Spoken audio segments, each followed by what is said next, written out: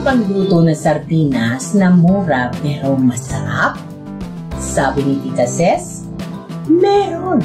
Una, let's boil our potatoes until fork tender. Para sa dressing, mag-init ng kaunting mantika sa kawali. Mag-isa ng sibuyas at bawang. Ihalo ang sardinas. Maglagay ng kaunting kalamansi para matanggal ang lansa.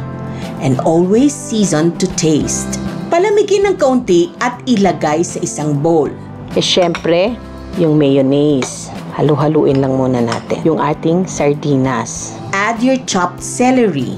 Ilagay ang hiniwang sibuyas. Depende na sa panlasa ninyo. Iba kasi ayaw na matapang na sibuyas. Ako gusto ko. Pero nagtututbrush ako, ha? Maglagay ng kaunting asin, paminta at kaunting asukal.